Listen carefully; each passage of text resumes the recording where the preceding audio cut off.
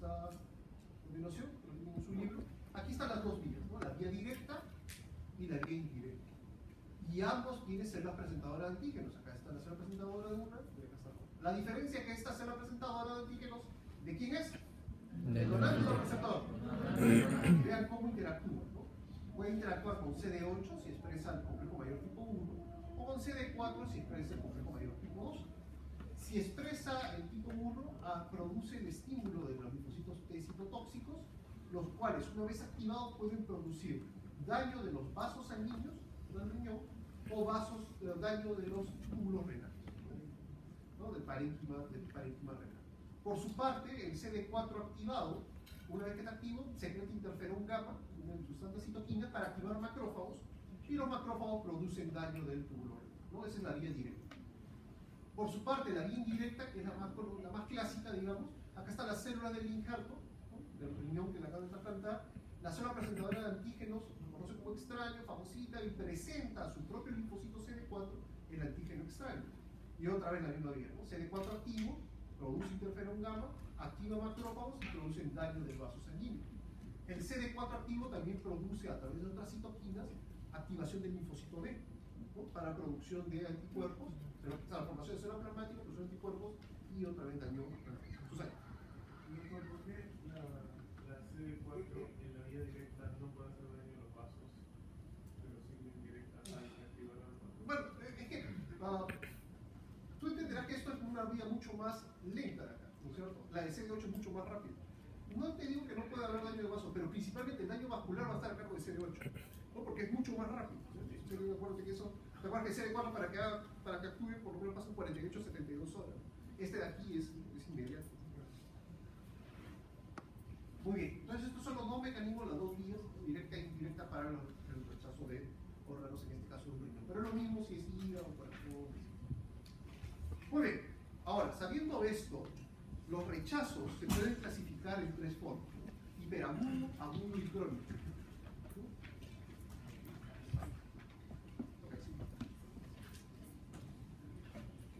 Esta división no solamente se da en el tiempo, ¿no? El hiperagudo es una cosa inmediata, agudo es un poco más tiempo, y crónico de muchos años, sino que los mecanismos de cómo se generan cada uno de estos rechazos son diferentes. Entonces tienen que prestar atención. Vamos a ver cada uno de ellos. El hiperagudo. El rechazo hiperagudo se va a dar porque la persona que recibe el órgano, o sea, el receptor, ¿de acuerdo?, ya tiene anticuerpos preformados para el injerto. La peor forma de rechazo hiperagudo es, por ejemplo, cuando no había compatibilidad de órgano. Imagínate que la persona que recibe el órgano es A y le ponen el órgano de una persona que era de tipo B. Está frito, ¿no? Porque aquí, si la persona es del grupo sanguíneo A, va a tener anticuerpos anti-B. Y apenas le pongas el órgano, que también antígenos B, no, lo va a rechazar, ¿no es cierto? Entonces, ¿por qué? Porque ya el donante, perdón, el receptor ya tiene anticuerpos resistentes, ¿no? Esto va a ocurrir, esta forma de rechazo ocurre a los minutos del trasplante, y el que hace el diagnóstico de esto es el cirujano, ¿de acuerdo? Porque el cirujano, cuando hace el trasplante renal, ¿no?, pone el riñón y hace las suturas, ¿no es cierto? Sutura la arteria renal, sutura la vena renal y sutura el uréter, y después libera las pinzas, ¿no? Y apenas libera la pinza de la arteria, la sangre del donante, perdón, del receptor, va a llegar al órgano, y como tiene los anticuerpos, se va a dar una reacción de hipersensibilidad, un rechazo hiperagudo, y el riñón, en ese instante que el cirujano lo va a ver, comienza a cambiar de color, de negro, de tanta reacción, ¿no? Claro, porque hace una severa inflamación aguda, necrosis fluido de pequeños vasos y masiva trombosis del órgano transplantado. Y no queda más remedio que retirar el órgano, ¿de acuerdo? Normalmente los rechazos hiperagudos no deberían darse, ¿no? Porque como es tú tienes que demostrar que no hay anticuerpos preexistentes, a la hora que haces el estudio del donante y del receptor, te das cuenta que no hay, que esto no está formado, o sea, no debería haber. Sin embargo, nosotros fuimos noticia hace unos 3 años, ¿no?, cuando se descubrió esta mafia de trasplante de órganos. ¿Escucharon? ¿Entendieron? ¿No? ¿Era muy chico todavía? ¿Ustedes están en el colegio? ¿No? Comenzaron como es muy difícil hacer un trasplante de órganos, en todos los países es difícil, es muy caro. ¿Qué ocurría? Que gente que tenía mucha plata de otros países venía para acá y compraban un riñón, ¿no?, y aquí los trasplantaban. El problema es que se hacía de una manera tan clandestina y tan barata, de que muchas de estas cosas que eran parte del protocolo no se cumplían rigurosamente. Y el escándalo empezó cuando un empresario muy rico mexicano se trasplanta en una clínica y se muere. Porque, ¿qué hizo? A las horas hizo un rechazo hiperagudo. Ni siquiera se tomaron la molestia de hacer si el donante que le estaba vendiendo el riñón era del mismo grupo sanguíneo. Y se murió. Por eso te digo, son muy raros ahora ver rechazo hiperagudo, pero se dan. Y mira por qué se dan y el mecanismo por el cual se produce. Muy bien. Lo que sí es más común es esto, rechazo agudo. El rechazo agudo se puede dar por dos motivos. Primero, porque el paciente aparece a los días o semanas después de un trasplante, pero el paciente no fue inmunosuprimido. Por alguna razón no se le dio inmunosupresión. Bueno, también sería una negligencia, ¿no? Sabes que tienes que inmunosuprimir. Pero lo segundo sí es bien común. Se puede dar meses o años después, a pesar de que el paciente estaba inmunosuprimido. Entonces, ¿qué ocurre? Por ejemplo, un paciente tiene un trasplante renal, ¿no? Y tú, el nefrólogo, lo va a estar controlando, siempre lo va a controlar, ¿no? Le va a pedir su urea y creatinina, ¿no? Para evaluar función renal. Imagínate que el paciente tenga siempre 1.5 de creatinina. Todos los meses que le toman 1.5, 1.5. Está perfecto, ¿no? De repente un mes se sube a 2 y al siguiente mes 2,5. Entonces ahí hay un problema, ¿no? O sea, ya casi ha duplicado el valor de la creatinina. Le toman una biopsia del riñón, ¿no? Se le hace eso, ¿no? Se le vuelve a tomar una biopsia. Y lo que tú encuentras te permite hacer el diagnóstico de un rechazo agudo. Ese paciente estaba inmunosuprimido, ¿no? Estaba recibiendo sus medicamentos.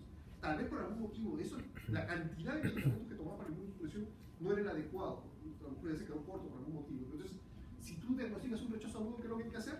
Aumentarle la inmunosupresión, ¿no? Y después el rechazo desaparece. ¿No? Se da por mecanismos celulares y humorales, y cuando estudiamos ese riñón biopsiado, vamos a encontrar que hay células inflamatorias que dañan a los túbulos renales, un fenómeno que se conoce como tubulitis, y también alteración, afección de los vasos sanguíneos, vasculitis. Esas son las características del rechazo agudo. Por su parte, la tercera forma es el rechazo crónico. Aquí el daño siempre es de los vasos sanguíneos. ¿De acuerdo? Ya no es tanto de los túbulos, no es tanto del glomérulo, es de los vasos sanguíneos. Y no es cualquier vaso sanguíneo, son vasos sanguíneos de regular tamaño. ¿No? Esto ocurre años después, ¿no?, de trasplantado. ¿No? Y aquí cuando tú estudias estos vasos afectados, ¿ustedes se acuerdan del vaso sanguíneo de histología? ¿Cuáles eran sus capas? ¿De adentro hacia afuera? Íntima, media, adentro. Lo que ocurre es que la íntima de estos vasos comienza a proliferar, ¿no? Comienza a hacerse muy gruesa. ¿Y qué va a pasar con la luz de ese vaso? Se empieza a cerrar. ¿Y qué va a pasar con la irrigación de ese vaso? La sangre que va a pasar por ahí va a disminuir. Y entonces el órgano comienza a sufrir cambios de isquemia crónica, muchas veces infarto y a veces ya cicatriz, ¿no? Hay una proliferación fibrintimal de las arterias que hace que la luz se haga más chiquita. Hay isquemia del parénquima renal y hay cicatrización. Eso es otra cosa. Esta proliferación de la íntima no responde a la inmunosupresión. O sea, aquí no le pongo más inmunosupresión y la proliferación baja. No. Ahí sí, lamentablemente, cuando ya estás en una fase de rechazo crónico, inexorablemente va a seguir progresando hasta que finalmente el carpo, el órgano trasplantado, se pierda. De hecho, en la próxima semana, en la práctica de laboratorio, vamos a ver una lámina de un riñón con rechazo crónico. Se perdió y vamos a estudiar esos vasos para que vean esa proliferación fibrintimal. Y aquí tenemos una serie de fotografías de los 3 tipos de hipersensibilidad. La primera, ¿reconocen qué es esto? Los glomérulos, ¿no es cierto? Ven los capilares glomerulares. ¿Qué les llama la atención? ¿Qué le pasa a las luces de los capilares? Están todas obstruidas porque tienen pequeños trombos, ¿de acuerdo? Están totalmente cerrados. ¿Reconocen acá afuera la sombra de lo que son túbulos? Les digo sombra porque le ven los núcleos. No. Entonces, ¿cómo se llama esto? Necrosis coagulativa, ¿no? Necrosis coagulativa. Inflamación, trombosis, infartos, ¿de acuerdo? Típico del rechazo hiperagudo. Las 2 siguientes fotografías corresponden al rechazo agudo. ¿Reconocen qué estructuras son estas? Claro, ¿qué estructuras son? Son túbulos, ¿no es cierto? Renales. Pero ¿qué llama la atención entre los túbulos? Hay un montón de células de linfocitos y de macrófagos metidos que comienzan a dañar a estos túbulos. A este fenómeno se le llama tubulitis. Inflamación de los túbulos. Esta es otra fotografía de otro caso agudo. ¿Reconocen esta estructura? es un vaso, no es una arteria. Y tienes acá la íntima, la media, la adventicia. Y vas a ver que en la pared del vaso hay muchas células inflamatorias. Cuando tú tienes células inflamatorias en la pared de un vaso, inmediatamente ese es el diagnóstico de vasculitis. Puede haber necrosis fibrinoide como no, ¿verdad? Si hay necrosis fibrinoide mejor, también es más fácil decir vasculitis. Pero el hecho de no tener necrosis fibrinoide, solamente teniendo células inflamatorias en la pared, ya sabes que es vasculitis. ¿De acuerdo?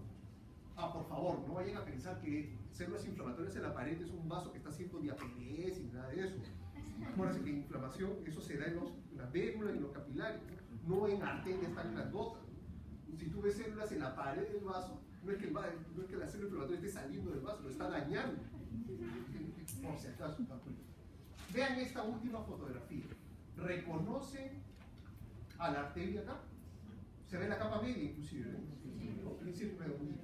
Y todo esto debió ser la luz de la arteria, ¿no? ¿Pero qué quedó de luz? ¿Ven esta hendidura nada más? Esa es la luz de la arteria. ¿En cuánto se ha reducido? 90%. 90%, ¿no? Claro, ¿por qué? Porque toda la íntima ha proliferado. Eso es proliferación fibrointimal.